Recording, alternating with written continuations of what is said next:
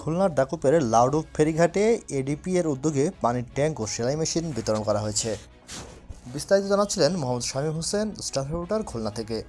অভিযান নিউজ টিভির সাথে আছি আমি তৌফিক হাসান। খুলনার ডাকুপ উপজেলার বাজুয়া ও বানিসান্তা ইউনিয়নের অসহায় মানুষের মাঝে 19টি সুপেয় পানি সংরক্ষণের ট্যাঙ্ক ও অসহায় নারীকে স্বাবলম্বী করতে 10টি সেলাই মেশিন বিতরণ করা হয়।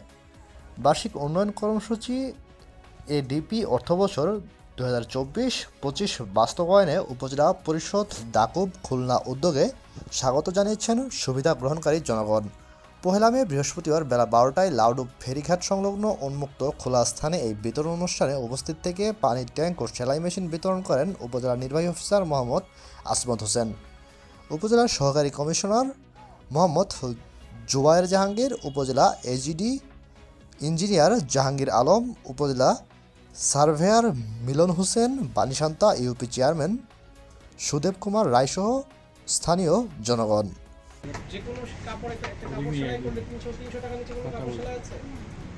300 টাকা নিচে কোনো কাপড় সেলাই আছে? না। আপনি মাসে যদি 10টা কাপড় সেলাই করেন তাও কত টাকা হয়? 3000 টাকা। 10টা কাপড় সেলাই করে কি মাসে খুব বেশি কাজ? তো এই 3000 টাকা কিন্তু আপনার জন্য অনেক বড় ব্যাপার। আর এই 3000 টাকায় আপনার পরিবারে আপনার একটা গুরুত্বপূর্ণ ভূমিকা তৈরি করে দিচ্ছে। আমি আর কথা বাড়াবো না, আমি প্রায় অনেক সময় নিয়ে কথা বলি, তো এটা যেন কাজে আসবে। এবং আমি যেটা করতে চাইবো হচ্ছে যারা এই মেশিন দিচ্ছেন, আমি পরবর্তী সময়ে 1 মাস 2 মাস পরে একটা ফলো আপ দেখবো যে আসলে এই মেশিনটা ব্যবহৃত হচ্ছে। আমি এই সাথে যারা দায়িত্বপ্রাপ্ত যারা আছে, যারা কাজ করছে তারা এটা আমাকে সংশ্লিষ্ট ওয়ার্ডের মেম্বার সাহেবরা আমাকে জানাবে। ঠিক আছে, থ্যাংক ইউ।